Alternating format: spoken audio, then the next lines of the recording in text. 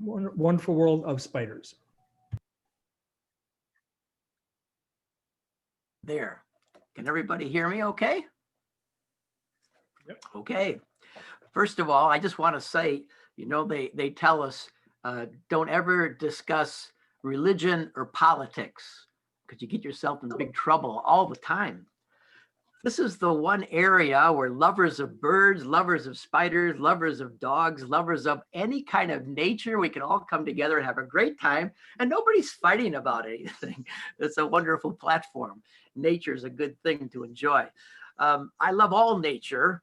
I specialize in spiders just because that's an interest of mine. I have two hobbies. One is spiders. The other is HO trains down my basement. When I get sick of what the world's up to and politics, I go down and play with the trains because the spiders are all gone for the year. So I just want to back up a little bit, tell you a little bit about myself. I was born in Chicago at the age of 5, moved to the 20 miles south of Chicago to a place called Calumet City. As a kid, I didn't know anything about Calumet City. It was a nice place for a kid to grow up. But when we traveled to places like California, and we'd be somewhere and somebody asked my father, well, how are the girls there? And I didn't have a clue why they were asking about that. Well, apparently after World War II, Calumet City was a hot spot. It was like the little Las Vegas of Chicago area. But anyway, that's neither here nor there. I don't know why I brought that up. But back in the 50s, where I was born, 1950, and as I grew up, there wasn't, games to play and any of those kind of things that the kids have today. For fun, on a Saturday, I'd get 4 or 5 of my buddies together. We'd go down the street to the prairie at the end of the block. We'd have our mason jars and our lids, and whoever could catch the most spiders in 1 hour, the rest of the group would have to pay to buy that winner a pop and some candy at the corner store. So that's what we did on a Saturday morning. Or fun things to do other than kick the can, spud, and all those other fun games. That's all we had to do, and I think we had a good time doing them. It was a good time to be alive. Anyway, when I was about 8 years old, I was out in that Saturday morning little group and catching our spiders. I didn't know a whole lot about it. It was kind of fly by the seat of your pants. You see one in a web and you catch them. Well, there was a wonderful golden garden spider. It's called an Argiope, or yellow and black Argiope. Beautiful spider. You may have seen them around your homes or in your gardens. They love flowers. They make a white zigzag in their webs. And I spotted this big girl in her web. So out of my excitement, you're supposed to put the lid and the jar either side of the spider, come against the web, and the spider fall into the jar. I was so excited. I grabbed her right out of my hand, out of her web, squeezed her so hard, she spit me. I didn't care. Threw her in my web, or threw her in my jar, locked her up, and went home. And I didn't win that day, but I had the prize to take home. Bottom line is this: it amounted to nothing. A little like a mosquito bite, gone in a day or two. Now, I will say there are people who are allergic to some spider venoms. In particular, if you're allergic to a bee venom, a bee sting, and you may have to carry some medication. And my wife's allergic, and her tongue will swell up and it can choke her. So if you're allergic to a bee sting venom, you will probably is also a little more highly allergic to a spider venom as well. Well, anyway, I've been bit only once. And I hold thousands and thousands of spiders all the time. Black widows, brown recluse, doesn't matter. However, I do, I tell people this whenever I begin a talk with children or adults, and I haven't been able to get into any of the schools or anything because of COVID for over a year or more now. So this is fun. I don't know how well it's gonna go. I'm not good at Zoom. I've had Michael's coaching, which was helpful. So I run an old desktop here. I hope it doesn't puke on us here tonight. But anyway, I'm thankful to be here with you guys. Thank you for taking time out of your evening to be here with me and to learn a little bit about spiders. I did one in Holland with the Holland Audubon group. I often wondered why they invited me to join with them, because I thought, well, our two nature critters, I always thought birds were a spider's worst enemy. I mean, the early bird catches the worm and a few spiders while it's at it. I used to bring spiders home, put them around the house, but inevitably the sparrows would come and grab them in the morning. So I stopped doing that. But here's what I found just 2 years ago. Birds are not the biggest prey of spiders. They're actually 4th on the list. So we can be friends, you see. Guess what's the #1 prey or enemy of the spider? The spider. More spiders take out each other than anything else. Some will even take out their own kind or their own offspring. So here's what I want to start out with. Just a couple simple facts about spiders. Basically, when we think about the population in the world, we share with the world approximately, it's hard to get a good estimate here, but approximately 1 million spiders per acre of land. That's a lot of spiders. And I'm going to go through all these different facts, but there's some fun ones. For example, a spider does play a good role in helping take the population of insects down a little bit to more manageable levels. For example, our spiders will consume between 400 million and 800 million tons of prey in any given year. If you gathered up all the spiders on the planet, place them on a very large scale together, they'd weigh about 25 million tons. For comparison, the Titanic weighed about 52,000 tons. So that's a pretty large mass. And spiders are equipped to do what they do best, taking out insects and each other. I want to spend some time today. I'm going to focus on the fishing spider. The fishing spider is Michigan's largest spider. Some people refer to them as the dock spider because they hang out around docks. And you're going to find out a little bit tonight that the fishing spider is actually an awesome fisherman, at least one of the species of the fishing spider. There's actually 3, and I'm going to just stop here, and I'm going to try to bring in a little video. This is where it might get a little sketchy here tonight. See if my old computer will match up with Zoom, and this will come through without pausing or freezing. So I'm going to go try to grab a video here a second, just a minute, see if I can get this to work. This is my fun introduction. If we can have fun trying to do it, we'll see what happens here.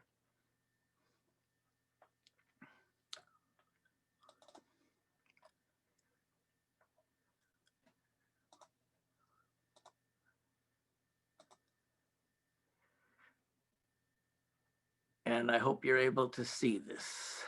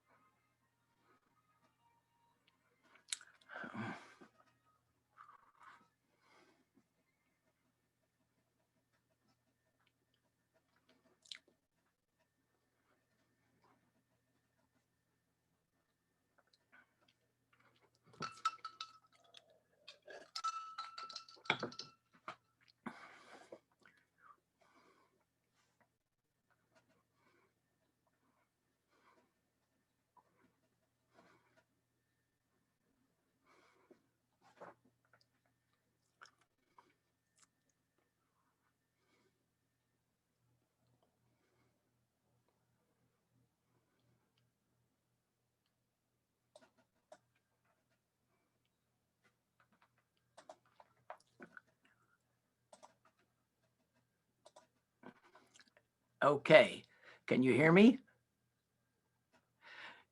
Okay, good. I may have chopped off the beginning of the video. Sorry about that. This is a new learning experience with me. I'd rather be there. I could hear you, but was there audio supposed to be with that as well? Absolutely. I didn't get the audio. You didn't hear any audio? No audio. No audio. Well, this could be a problem. We'll have to figure out why that is, because I want to jump into a couple of videos here tonight. I might have to pause it and ask some questions to see if you're hearing it before I go any further. And Michael, you may have to give me some help there if we get stuck on this.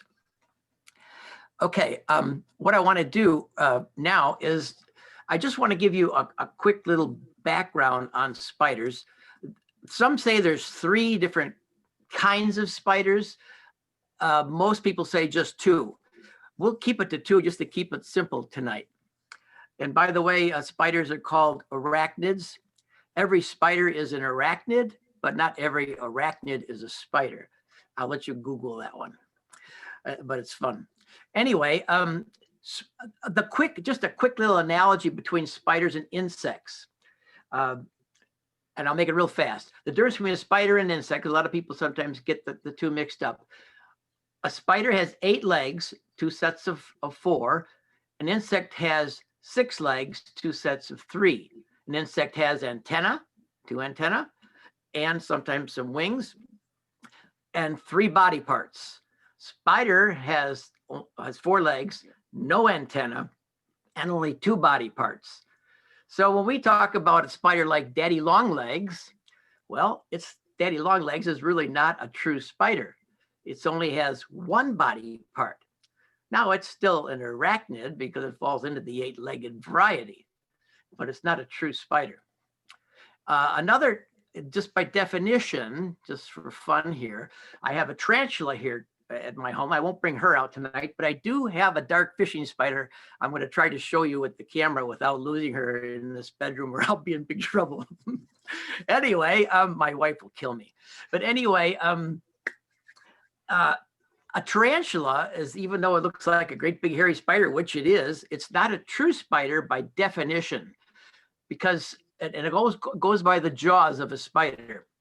A spider that bites down like this, that would be a tarantula. And there's some other spiders that have that same jaw mechanism. That's not a true spider by definition. A spider is very much like, in the old days, they had these metal things that grabbed the big ice cubes. They would move into people's refrigerators. That movement, I better stand up. That movement that goes kind of like this is the true movement of a jaw of a spider. So that's just by definition. Yeah, I think a tarantula is a spider, but whatever. I'm watching my timer, so I'm gonna get going right into this. I'm gonna try to bring up the next video. We're gonna cover 3 different kinds of fishing spiders today. That's gonna be our focus. It is Michigan's largest spider. And just for a fun fact, we don't have time to go through all the fun facts of spiders, but I will tell you this.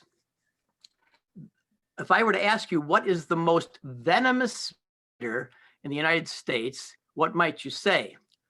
Now, if I knew how to do this better, we could have, little tests on the screen. You could test yourself, but I don't know how to do that. So some other time. Anyway, if you were to guess the black widow, that would be the most venomous spider in the United States. Its venom is actually 10 times, and some experts say 12 times. I stick with 10, the more conservative, 10 times stronger than the venom of a rattlesnake. That's pretty powerful. The difference is when a rattlesnake bites you, it injects a large quantity of its venom. A spider doesn't have that kind of quantity to inject. If it injected the same kind of venom that the rattlesnake lets loose, you'd be dead instantly. There's 2 kinds of venoms, and I'll just make this really quick. The black widow's venom attacks cellular structure and kills cells. I'm sorry, boy, am I getting old. Excuse my senior moment. The black widow's venom attacks the nervous system. So when it strikes a prey, it paralyzes it. It paralyzes the whole nervous system. If we get bit by a black widow, and by the way, they can choose what kind of bite to give you. If you get bit by a black widow, it may be because you've did something to disturb her, or aggravate her, and you don't want to mess with a mama and her babies. That goes true for anything in the nature of the animal world as well. You mess with a black widow's babies and her egg sacs, you're asking for trouble. And for the most part, only a handful of people have ever died from a black widow bite. The venom, basically, if you get a full bite, it doesn't like to bite things it doesn't have to, because it takes it about 3 days to restore its venom again. That means it can't take down any prey for about 3 or 4 days. So it doesn't want to waste venom. So it can give a dry bite. Anyway, that venom is a little different than the venom that is in, I'm sorry, I should tell you what it does to us. If you do get bit by a black widow and it does give you a full injection, probably the worst you'd experience is potentially nauseousness. You might get a fever, but you could have 2 or 3 days of extreme abdominal cramping, and that's no fun. They can give you muscle relaxants for that, but there's no real anti-venom serum. Now, for the brown recluse, we always see these horror stories put up on YouTube and everywhere else. You see these huge gaping wounds on people's arms and legs, the flesh wide open. You can see all the muscle structure. That's really hyped. Very few people progress to that kind of a bite or that kind of wound from the brown recluse. They call it recluse for a reason. It likes to get away from anything and everybody. It likes to stay all by itself in a dark place and just eat its prey on its own. But having said that, their venom attacks the cell. And our body is so unique that it will form a wall, an actual encasement around the venom of that spider, and commit suicide to create a wall that the rest of the venom can't get through. It's to protect them from going anywhere else in their body. Our body's pretty unique how it does those kind of things. Anyway, those are 2 different venoms. I did hear of a case in Holland. I think it was 2 years ago now. A lady came back from Carolina or somewhere south, brought her laundry with her home, decided not to do it down there, got home, was doing her laundry, reached into the basket. She had brown recluse, decided to hitchhike to West Michigan. They don't like it here. It's way too cold. There is a pocket of them in Michigan, but it's in a warm place where they found that they can survive there. Most of them hate it here. They won't make it through our winters. Anyway, long story short, she ended up in the hospital for about 3 weeks because she did have an open wound, and she was allergic to the venom that spider used, so she was in rough shape. But basically, those are 2 venoms. They do different things. I hold either one. I don't have any fear of being bit by them. Now, I will say 2 things real quick. Sorry, I say real quick and I babble on. I always ask, when the kids are in the room, when I'm teaching a school or I teach at a nature center, I ask the question, why do you think people are, first I ask the question, anybody raise your hand, are you afraid of spiders? And several hands go up. And then I ask them, why are you afraid of spiders? Well, you should see my mommy. She's afraid of spiders. Or you should see my daddy. He's worse than my mommy. They're afraid of spiders. So I guess if mom and dad are afraid of spiders, I should be afraid of spiders. Or sometimes a kid may have an experience, maybe they got bit. So fear is something that grips all of us for all different reasons. You can have a fear of birds. There's phobias of birds. There's phobias of, I didn't know this, there's phobias of holes. Seeing a hole is a phobia. I posted a video of a tarantula with its 8 holes where the spider pulled its legs out and left a carcass of 8 holes. I had people complaining to me that they couldn't sleep for nights because they had this phobia called whatever it was. I didn't even know it was a phobia of holes. Can you imagine how terrible that would be? There's holes all over the place. Anyway, I'm going to stop there because I want to get into this 3 kinds of fishing spiders. We're going to deal with 2 of them in particular. I've been filming for 2 years, a documentary of the 6-spotted fishing spider. I'm just going to show you a little portion of that. I'm going to try to start that now. I hope this goes well. And Michael, can you let me know if you're not hearing it? Yeah. Yes. Okay. No. All right. I'm going to try to go get this video here. And Bob, I think the trick, you might have to unplug your headphone from your computer. Oh, really? And so that so it'll come through the computer speaker as opposed to into your ears. Oh, okay. So Gotcha. just I'll try that. Before you do that, just give it a try. I'm not going to be able to hear you, I doubt. How am I going to hear you? Can you hear us now? I don't have any external speakers in the room. It's just my earphones. All right, then no worries. Don't worry about that. Okay, hold on one second. Let me get into my screen here a second. Okay, share screen. Does your computer have an internal speaker? Yeah, they usually do. Michael, can you see it or hear it? No, I haven't heard it yet. Or seen it. Oops, Can't see it yet. yeah. Michael? Hello? Hello? Yep, I can hear you. But Can you- we're not seeing. the You're video. not seeing anything yet? Okay, let me go back into my deal and mark share. That'll work. Okay, let's. Do you hear it and see it now? What, I stopped it. See it. Okay, You can see it, but not hear it. you can't hear it? No, All right, I'm gonna just talk here anyway. The three different kind of fishing spiders, there's a striped fishing spider. This is the male. You can see it has white striping around. The female has more of a darker color.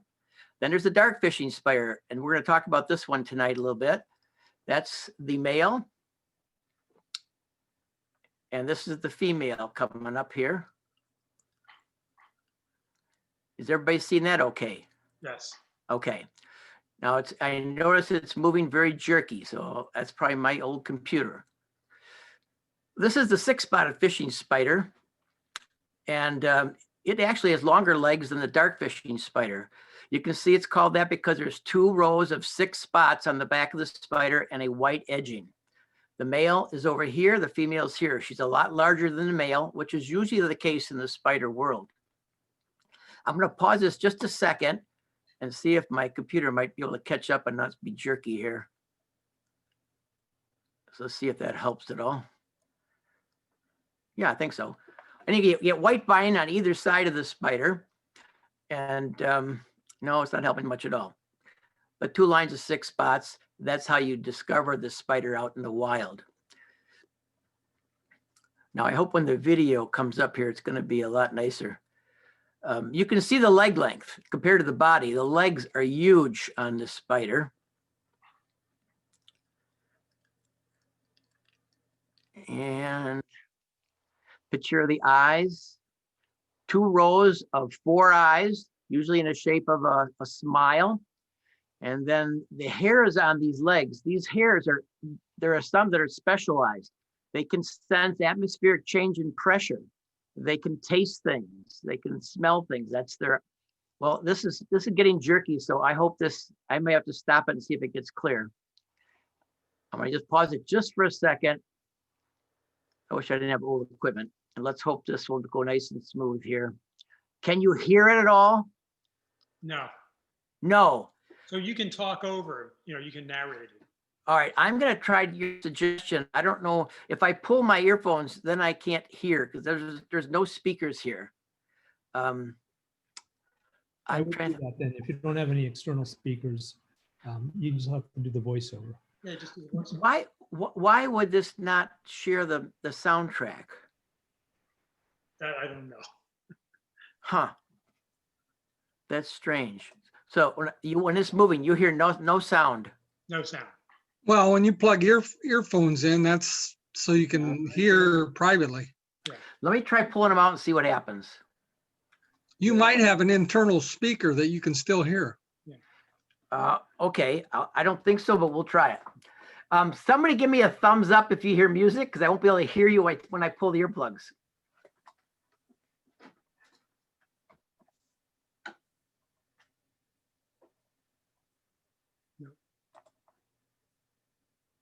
No music. Sound? No sound. You can No sound? No sound.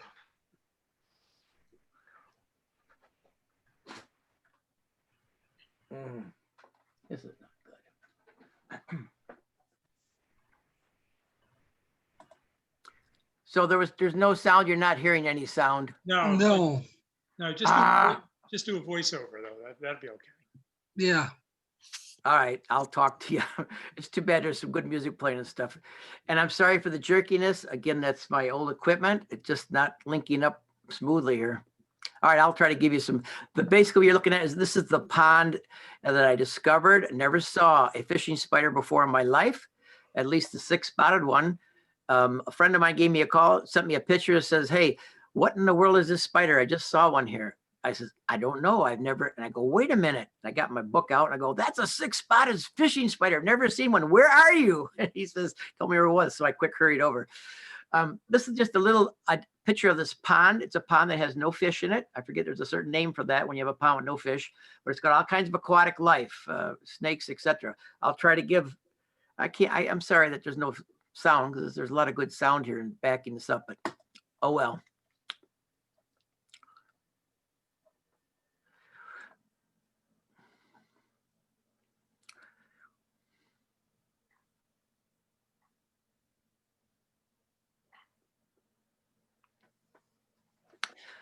There's amphibians and obviously frogs and tadpoles. Good things for a fishing spider to fish for. And there's snakes if there's frogs.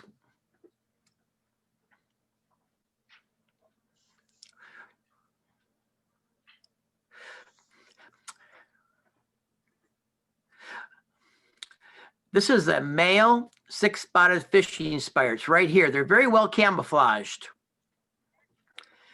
There's a female right above him, right up here. He touched her leg here and she scooted him back. Now, I was going to film and see what takes place here. I think he's interested in some making a new girlfriend.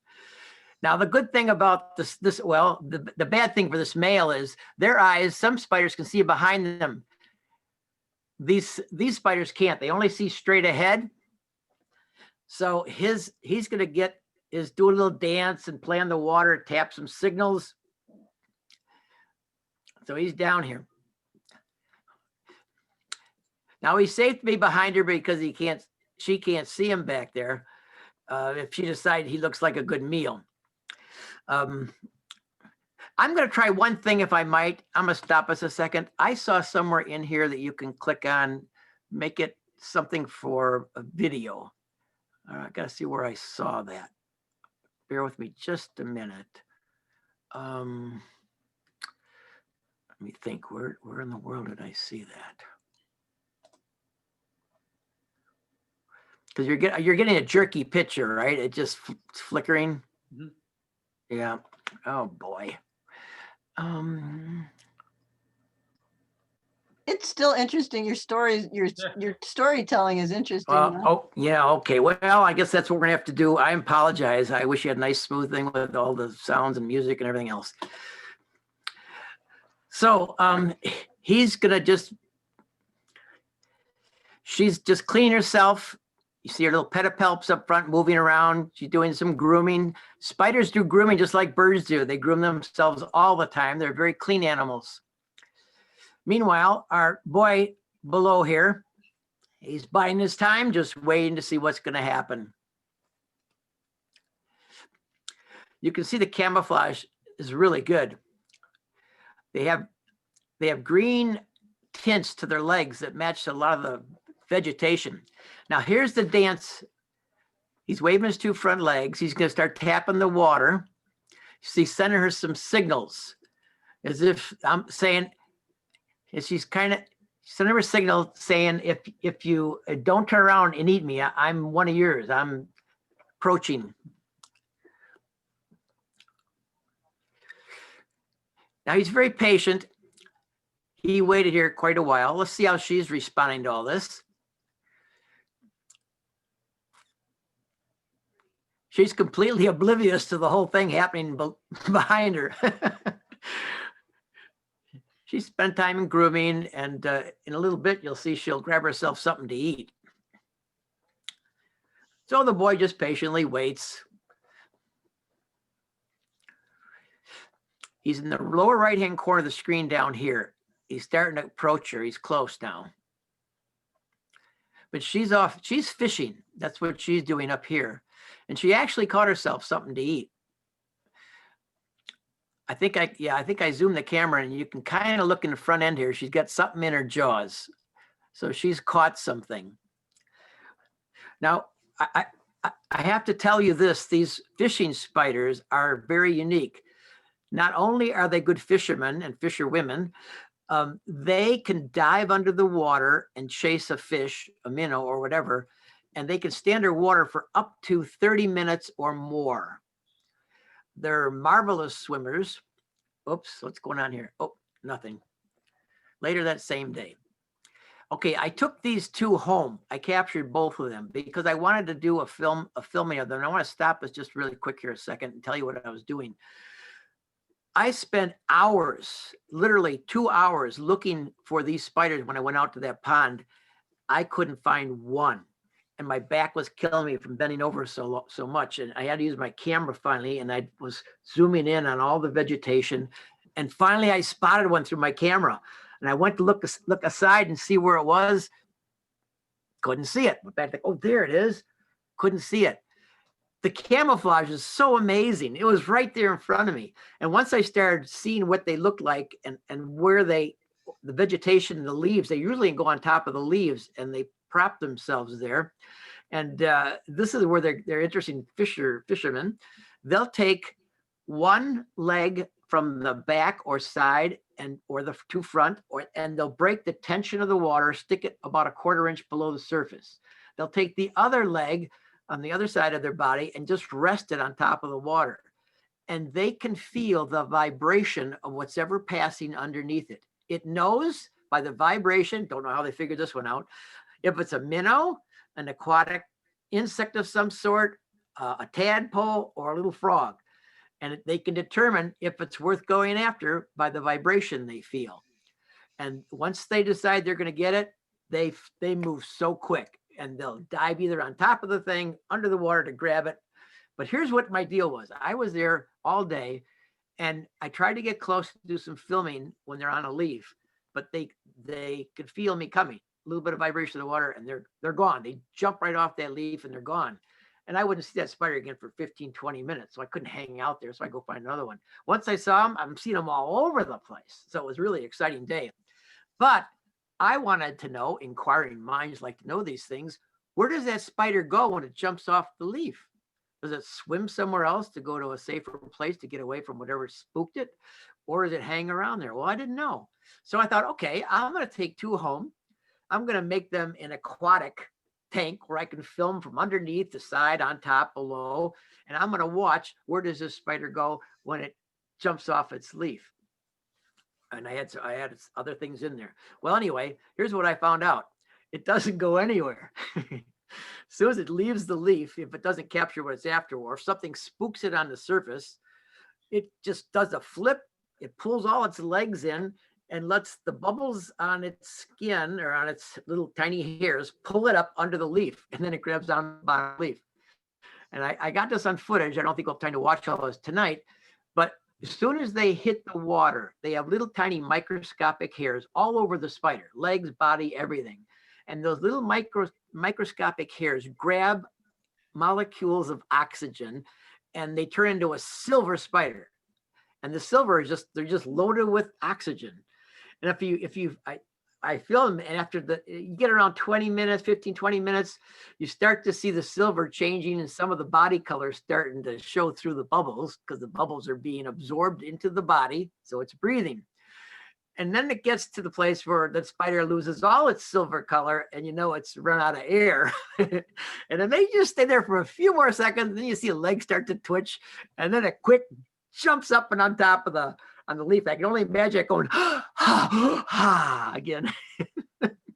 Bob, you said that these spiders actually eat small fish, and you described how they put their feet in the water and they create a little bit of a disruption and stuff, and they sense what's beneath them. Yes. And how do they actually kill it and eat it?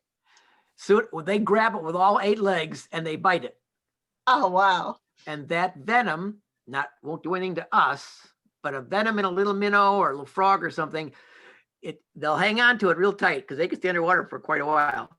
they'll just hang on to it, and gradually the muscle structure of the prey just relaxes and it no longer can have muscle function. Thank you. Okay, and then they take it up top and they inject more of their enzymes into the prey, breaks the prey down, and it turns into a mushy milkshake. Then they suck that in, and that's a really nutritious meal. I got I had goldfish. I had at first, I couldn't find any minnows, and when I brought her home, she took down a huge goldfish, twice the size of herself. She ate that thing for 3 days. And all you could see was a glob of slimy orange. That's all that was left as she was dining on it. But the other thing I was going to tell you that's really unique about this spider is that they can, holy smokes, look at the time. They can also, if they're not having a good day fishing, and all of us who went fishing, you don't always get something when you go out fishing. But they have this technique, if they're not having any luck, nothing's come by, they'll stick one of their toes, their legs, foot in the water, they'll put it below the surface, and they'll twitch it like a little worm, hoping to attract a minnow. Sometimes the minnow goes up and grabs it by the leg. Big mistake, because it's the other 7 legs, and grab it real quick. Another unique feature of this particular spider is it can lift its back up in the air like a sail on a sailboat, and the wind can take this spider right across a pond very quickly. Now, the immature juveniles use that technique more than the more mature adults, because you don't know where the wind might take you. You could be on a lake that's got bigger fish, not offshore a little bit, and if you get taken out where it's too deep, you can't get back. Your meal for some nice fish. That's one I think about this pond. I mean, there are no fish in this pond. Anyway, so that's a little bit about the 6-spotted fishing spider, an amazing spider. And I'm going to see if this thing's going to play a little bit anymore. Before you do that, do they make Yes. silk? I'm sorry, do they make what? Do they make silk? Like other Yes, it's a good question. There's a fly that was caught here in captivity. She caught that for dinner one day. There's the goldfish, what's left of it. There's a male and female on the same leaf. And I think this looks like it's running smooth now. Maybe the computer's caught up with what's going on. Let me just roll here, and I'll try to answer your question. Oh, no, it's still, I don't know. It's looking, Anyway, you're going to see one of these guys jump off and how they go under the leaf. And I got that. I'll let this run and I'll just talk to answer your question. These are good eyesight spiders. So there are ground hunters, such as this one, which is more of an aquatic hunter. By the way, the 3 different fishing spiders, this is the one that really enjoys being in water and has to camp out by water. The dark fishing spider can do with water without it. It likes to hunt around the shore. It can go into the water, but that's not its forte. It hunts, it likes to go find a tree that a pileated woodpeckers made a nice big hole out of the side of the tree, and they hide in there and wait for the prey to come into the darkness, because they do like, the dark fishing spider is not called because it likes darkness. It's called dark because it's actually a very dark colored spider. You can see the picture of the feet here on the tension of the top of the water. And I think this one over here is under the water. Let me see here. Well, I'm just gonna let that roll when I talk. The orb weavers, that's a different kind of spider. That's the ones that make the webs that you see. Oh, this is underneath. This is filming underneath the leaf. They both, male, female, have jumped under. I walked out on my deck, and just the vibration of the deck up to the legs of the table that I had it on, they both jumped off. And you can kind of see the silver outline. And after a while, when that action runs out, they jump up. Now, let's see. I think there's a nice,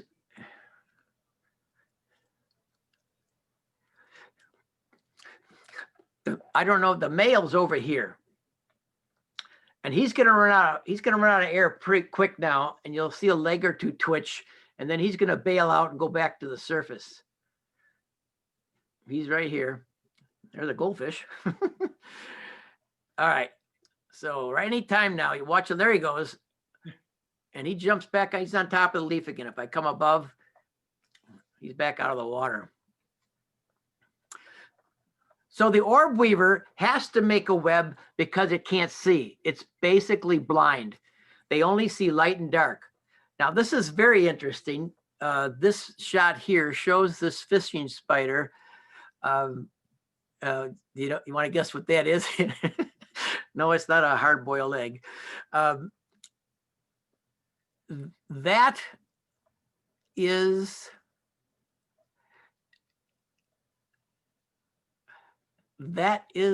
an egg sac. Little did I know that these two had mated, and she decided to lay an egg sac one night. And I was surprised to see it. Wolf spiders the females carry their egg sac on their spinnerets on the back end of the spider. These spiders carry the egg sac in their jaws, in their mouth. Now, here's what's interesting about that.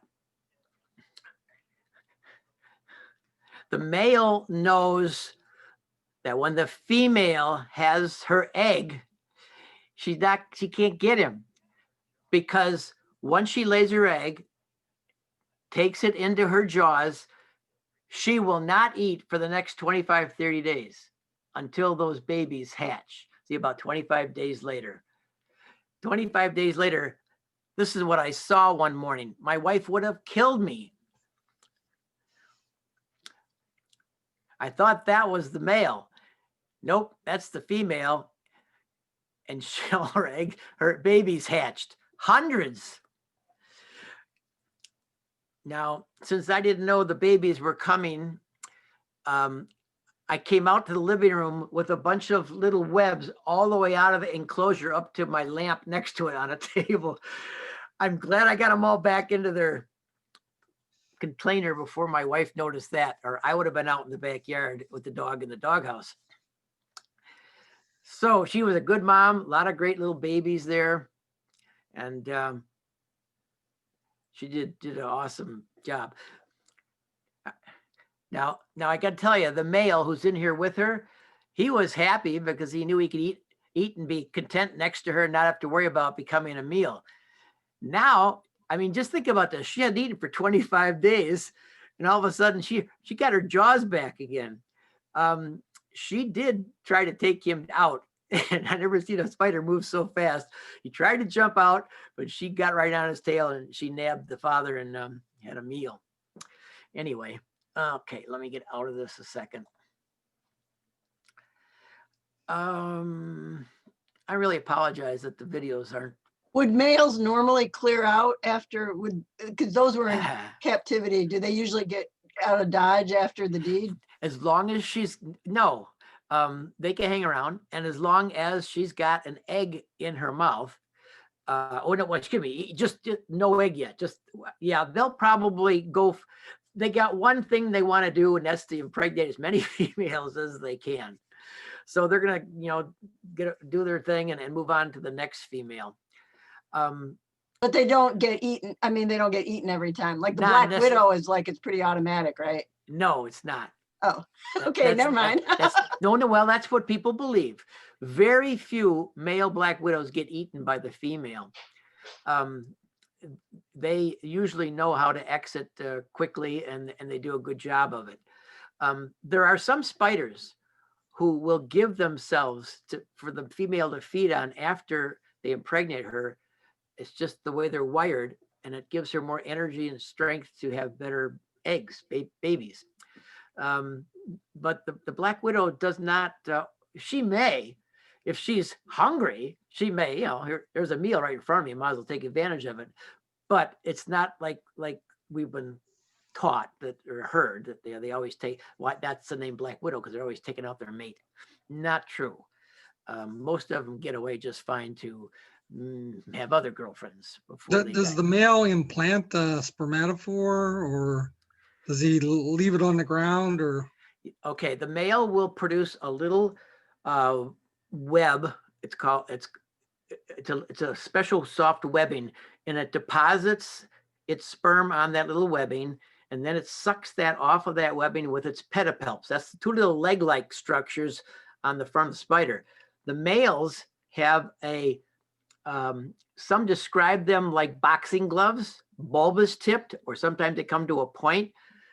Each species of spider in the male, its pedipalp has that tip, and it only can be inserted like a key in a lock in the female. Species can't interact. It's like a key in a lock, and you got to have the right key, which is kind of a unique little feature.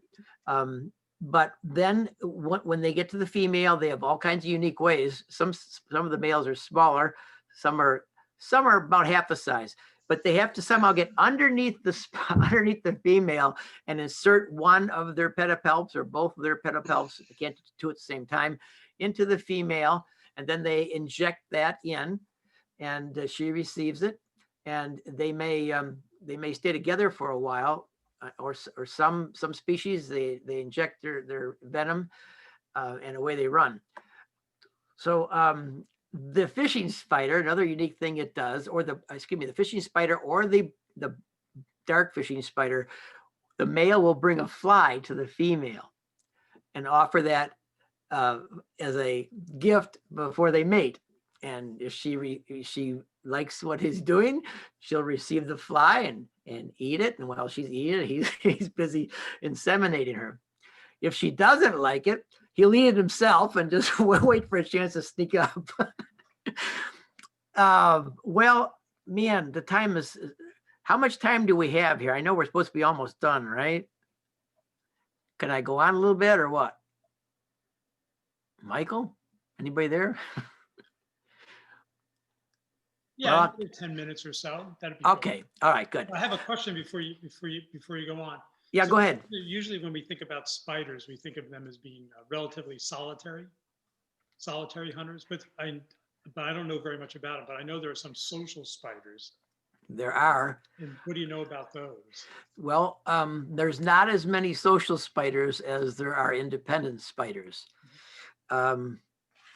But there are some that can definitely work together, live in the same webs. Matter of fact, most of the males in the orb weaver families, that's the ones who have to make the web. Without that web, they die. I can't tell you how many times I get kids on my YouTube channel say, I caught an orb weaver spider, and I'm putting in insects and things, and she won't eat them. And I says, well, you're going to kill her because she can't eat like that. She only eats by feeling an insect in her web. And when she feels the vibration, she runs up, grabs it, and has it for dinner. Out of her web, she has no way of knowing what's around her. She's actually terrorized by any movement around her because she's out of her element. A spider out of its web, who's an orb weaver, is a panicky spider. They usually move very quick or they hide somewhere until they feel comfortable. So to answer your question, there's very few that are communal like that hunt, that will work together. Most are very independent. These spiders that have, they build communal web. Is that what they do? yes, they can make a huge web and enjoy that together and stay together, and they won't attack each other. But there's very few spiders in the family of spiders that do that. Most are very independent and depend upon their soul self for their soul survival. We don't have time tonight, but some of the amazing camouflage, just like in birds, there's camouflage of spiders that you can't even see them. I was going to show you pictures of the camouflage, and you can't see it till I point it out or take the background out to show you where the spider was. Amazing camouflage. And the other thing that I found interesting early on was when I go hunting for orb weavers, the first spiders that come out in the spring are your jumping spiders. They have excellent eyes, as good as yours and mine, and also better than yours and mine because they can also see into the ultraviolet realm of color. And they see in color. I don't know how they figured that one out, but apparently they can see in color.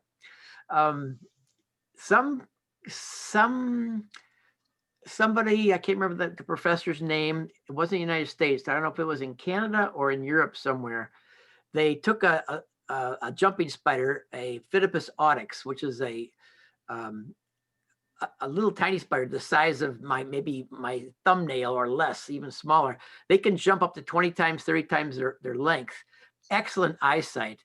And I disagree with some of the experts because I like to study the behaviors of spiders. I know for a fact that if I get within 20 feet of a jumping spider on my house and it sees me, it's gone. They move real fast and they're right into a hole or crevice.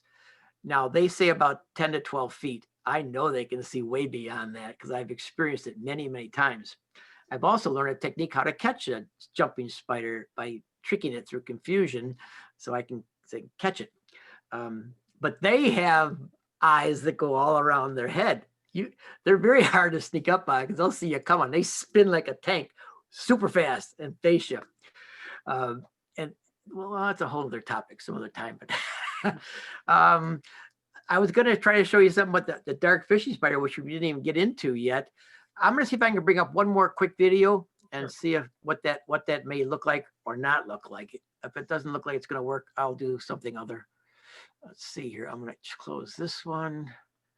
See if I can open. Now, do I have to click on my desktop first on the? Yeah, and then share screen. Yeah, you can And then go back and click on share screen. try that. All right, let me try that. See what happens.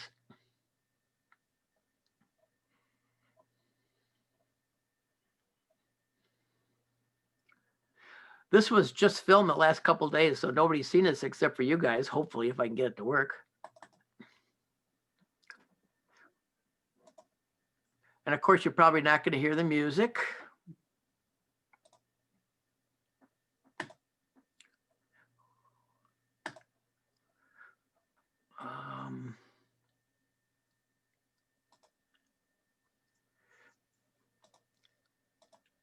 Can you see that? It's going to come up right now. Yep.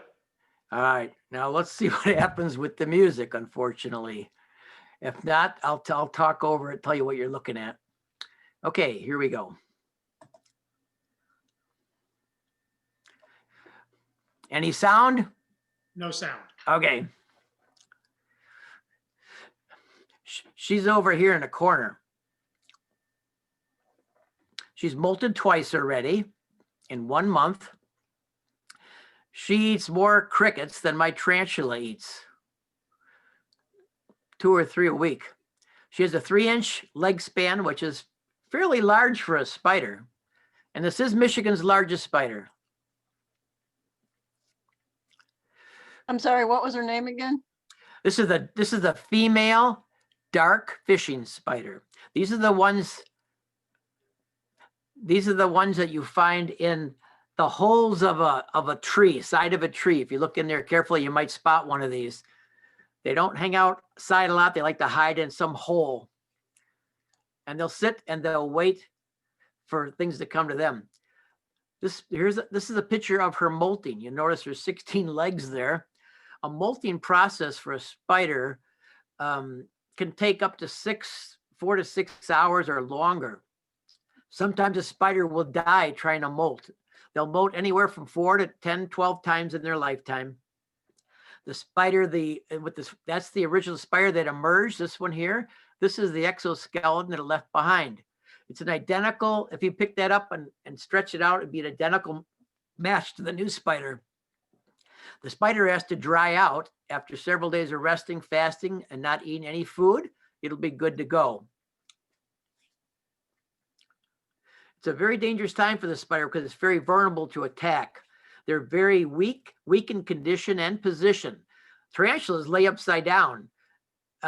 This spider was upside down too when it did this. So they're very vulnerable. They can be attacked. I took the crickets out of the cage so that they wouldn't be affected. These spiders here are very, very fast. And yet like it says here, they can sit motions for hours as they patiently wait for a prey to come to them. This girl was lost in my house. I didn't feed her for 3 days. And she goes, oh, you ain't gonna feed me. I'm gonna go find my own food. So she escaped out of her enclosure, was gone for 2 weeks. I'd look for, I'm very pleased, I'm saying. I have this 8-legged creature. winterizing here with me at the house. However, she's eating me out of, well, she keeps me busy delivering crickets to her.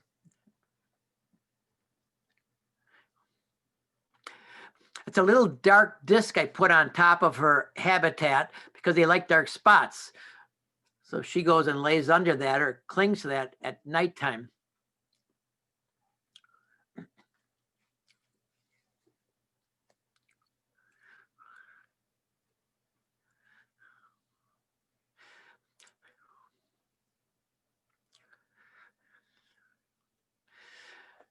With all her eating, she's pretty plump here.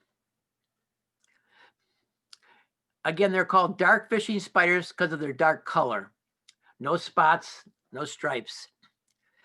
I was trying to get her up to look. Now she's going to stop right there because my hand is 98.6 or a little less. It's hotter than what she's been on. So she's not sure if she wants to crawl on this hot hand here. So she's going to wait just a little bit and see if it's safe for her. And finally, she says, well, I guess it's okay. Now she's been on my hand a lot. She's feeling more comfortable, so she joins me. How long does a big spider like that live? These spiders can live up to 3 years, I think, maybe a little longer.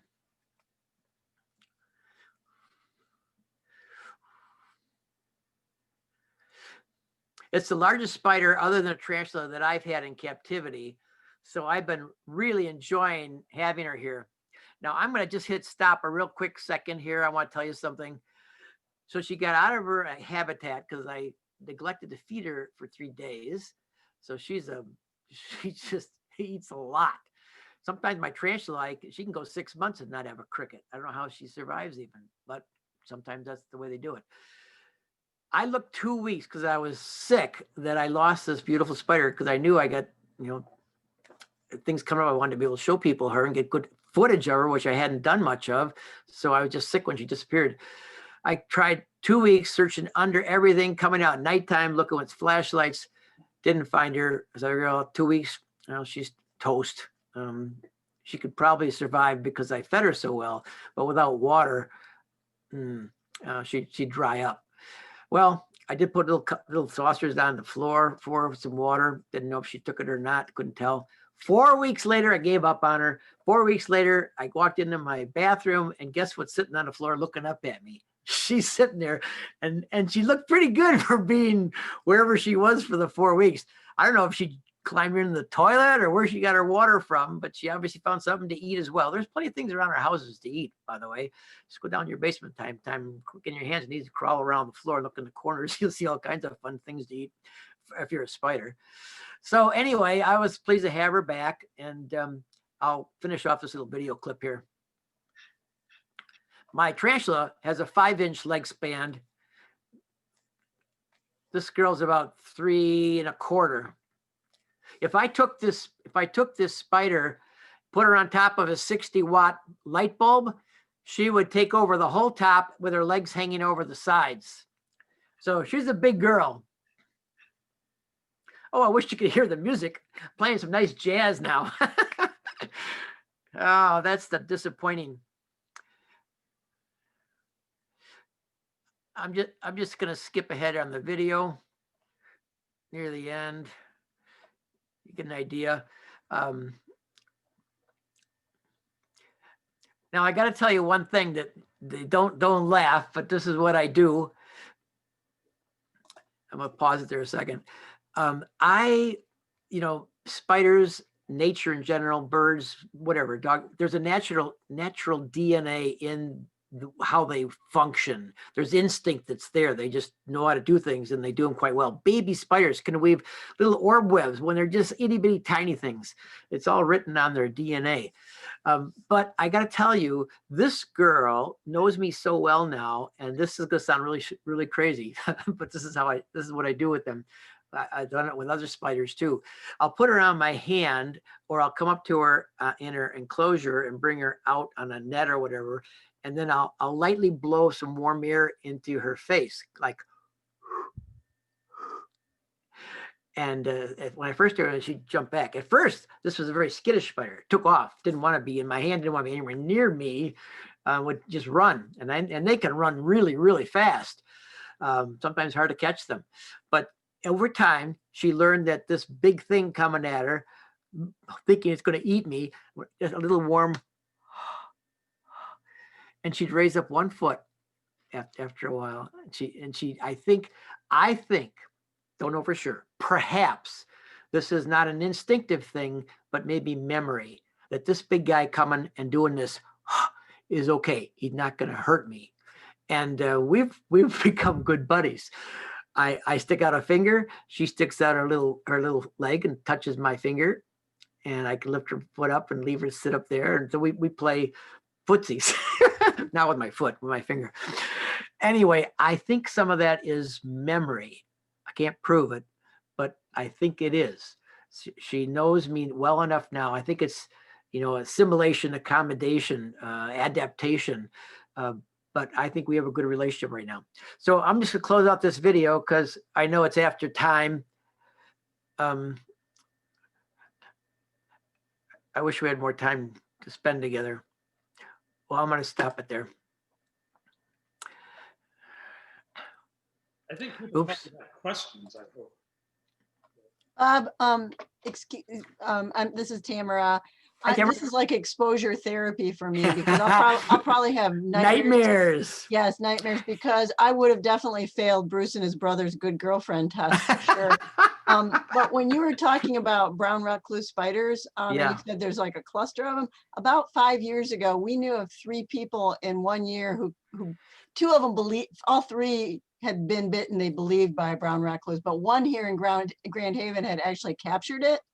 And so it was like 3 in 1 year seemed really incredible. And they're probably my biggest fear. And so I'm wondering if they're becoming more common because of climate change. And our friend who captured it and put it in a jar, I know you're not dispensing medical advice, but she put crystallized aspirin on the bite and it never necrotized or did anything. But I can't find anything online about that. I've never seen that online. Have you ever heard of such a thing? And so twofold, are they becoming Yes. more common, and does that work?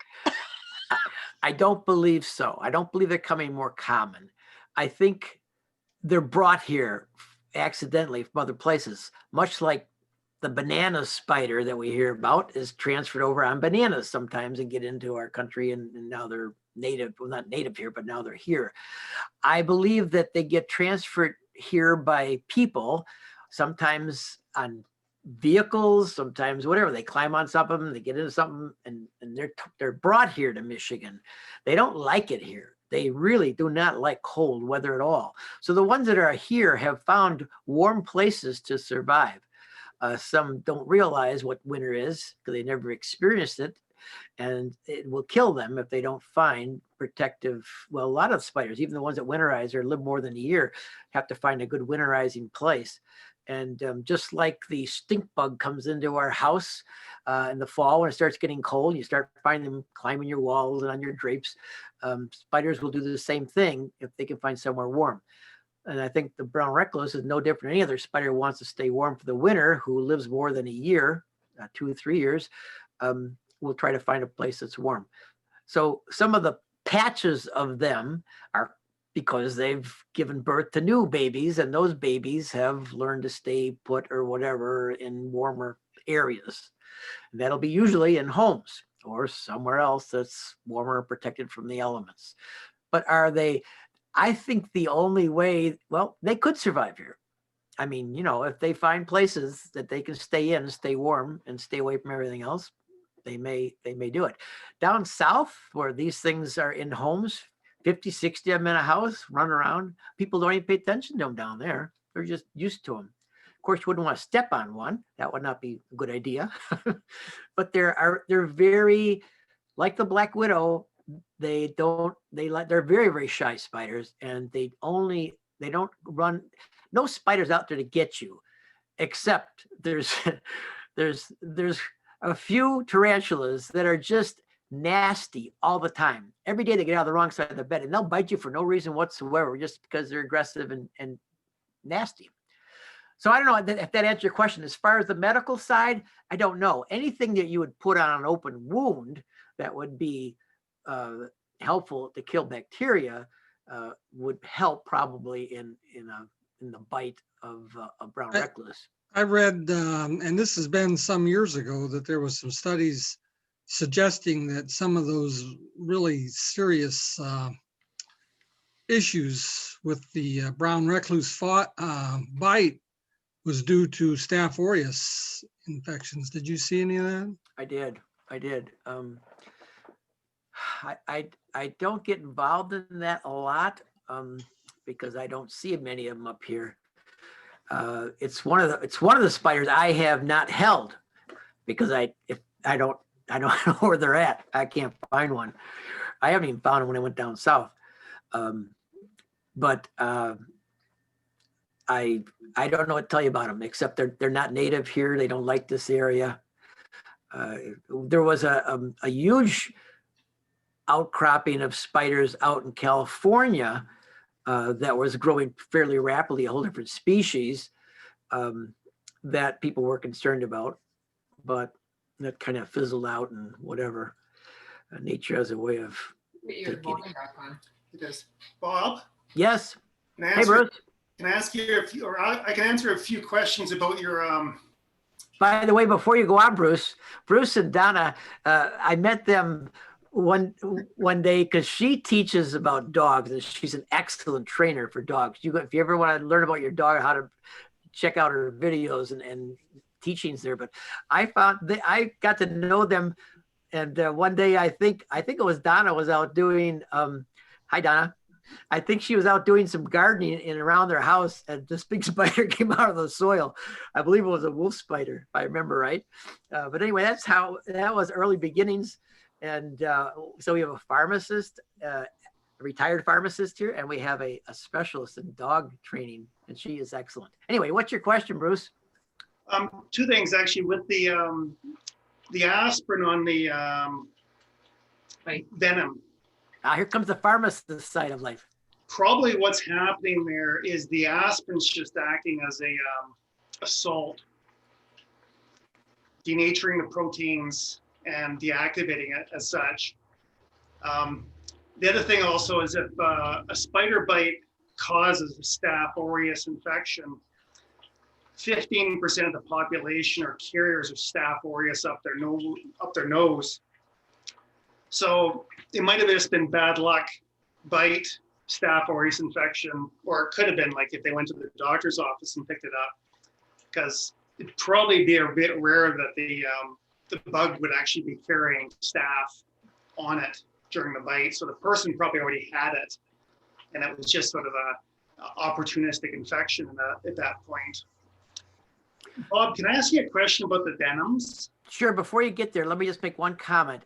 Sometimes bacteria can be given because of where that fang has been and what it's chomped on. It may pick up a bacteria from something else, and when it injects venom, the bacteria may go with it into the wound.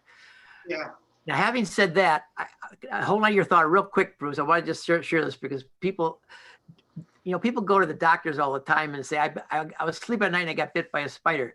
And, they look at the wound and they see two little tiny puncture wounds and they go, oh yeah, spider bite. I got to tell you, most doctors are really not in a position to determine what a spider bite is or not. Most of them are well out of their field. Medically speaking, they know what they're talking about. Spider speaking, they need to go to some classes or whatever, because very few spider bites occur in a bed. Spider fall off the ceiling in your mouth while you're sleeping, forget that. That's a wives' tale. If one happens accidentally, that's just unbelievable odds. But here's what I want to tell you. Normally, a spider bite does not even show two little tiny holes.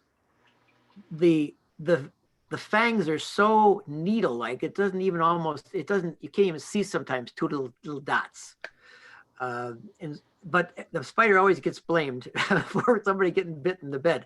It can happen. A spider can be roaming around, hunting for something at nighttime, get up, climb up your sheet or something and get into your bed, and you roll over and spider goes, ah, bite. But not normal. They don't like crawling around in beds and anything that's got a That's where the Grand Haven woman got bit by the brown recluse. Just saying. Well, sure. It's very possible. I'm sure that spider was looking for a nice place to hide. It was warm, and this looked like a good spot until somebody rolled on it. And Bruce, your question. I'm sorry, your question you had. It was to do with the venoms. There was a thought with poisonous snakes, cobras, pit vipers, like cobras and rattlers. There was a different kind of mechanism for each venom that the snake produced. Blood pressure dropping, blood bleeding, like it bleeding out.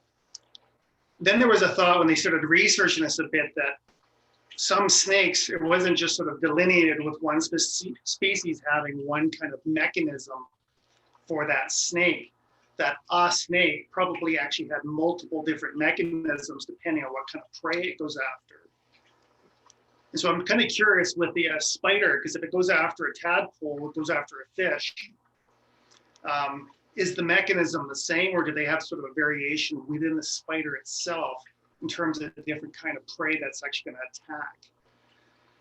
That's Or a very is this beyond what you've heard? Or Well, that's a very good question. I guess let me clarify your question, make sure I try to answer it correctly. Are you asking, are there different kinds of venom it may inject? Well, with the snake, though, I guess the venom that it puts out, it can't really go and decide which one to use against the mouse and which one to use against the coyote or whatever. Okay. It all gets injected all at once. Okay. But what the animal then is susceptible to within that one venom shot just happened to be one component of the venom as opposed to, but it got hit with a whole plethora of different kind of mechanisms from the snake. Okay. If the spider, because the spider is going to go bite a tadpole and it's going to bite a fish. Right. Or an insect. Or an insect. And so there might be just different physiology within those different species. That's a good question. I can't address it specifically. I can just give my thought on it, but I don't know for sure.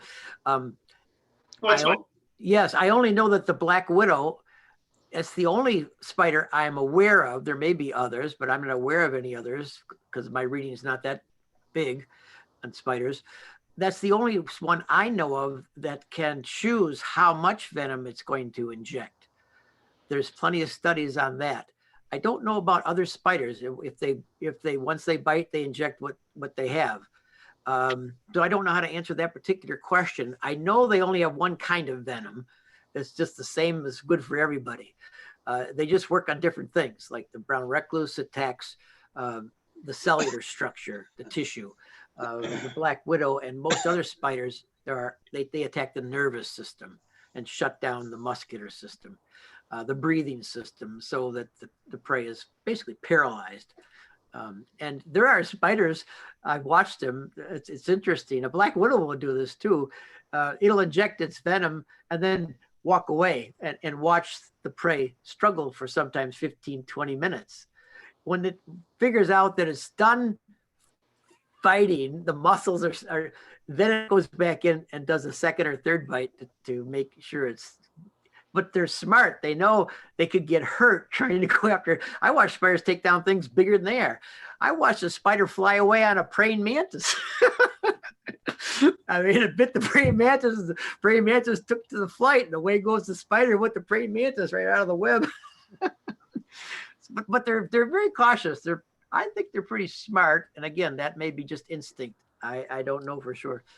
But anyway, I'm just a self-taught guy who reads what he can and does a lot of observing, which is fun. I did have a chance 3 years ago now to rub shoulders with some of the really big guys and gals who go to the Arachnologist Society convention every year. Boy, that's an expensive one to be part of.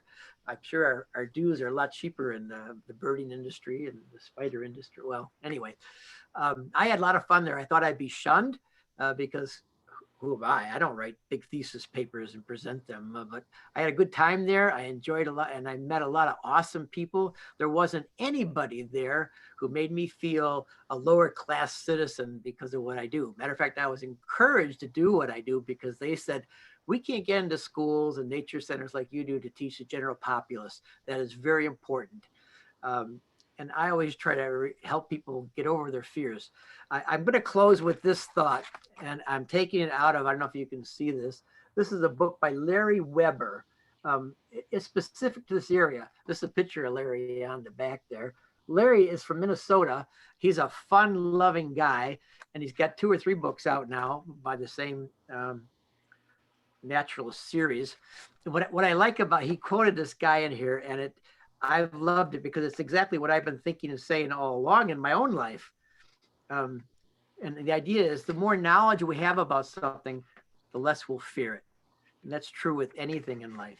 Well, here, I'm gonna see if I can find this quote here. And oops, I got the wrong book. Let me grab this other book real quick. This is the other one on web watching.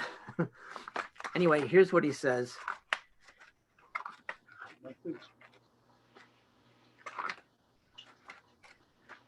I should have had this ready to read, but I didn't. I thought it was right at the beginning of the book. Anybody else have a question in our last minutes together? Anybody sleeping yet?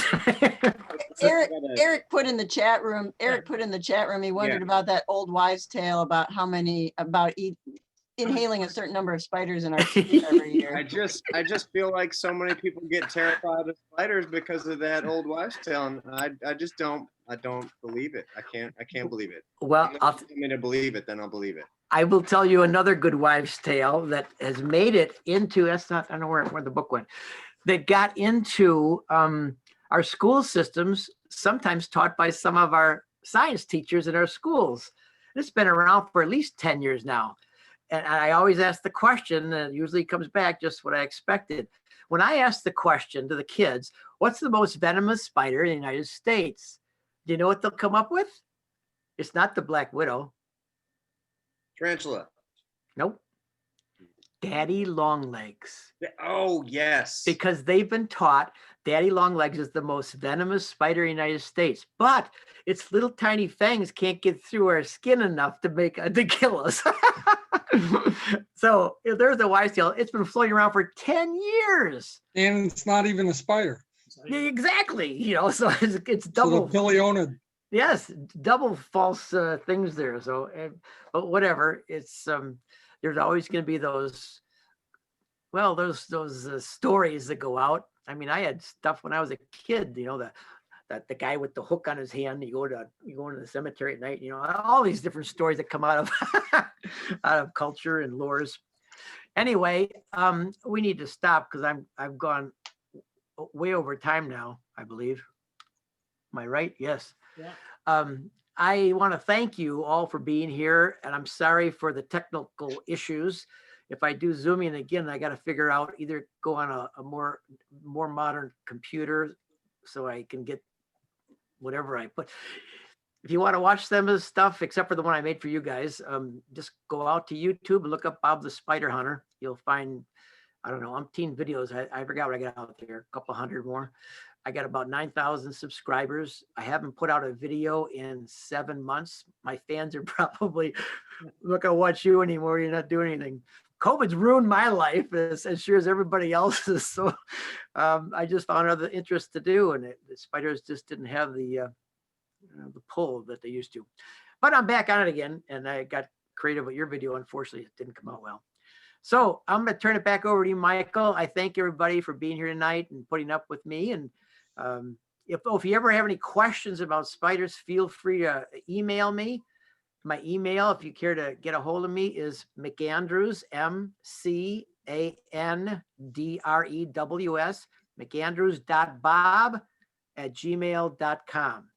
All right, let's everybody thank Bob for this I find spiders absolutely fascinating. So just thank you. Thanks, guys. And I hope everybody joins us in February.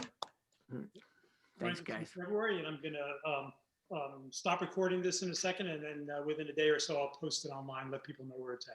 All right. Happy birding, everybody. All right. Thank you very much. Yep.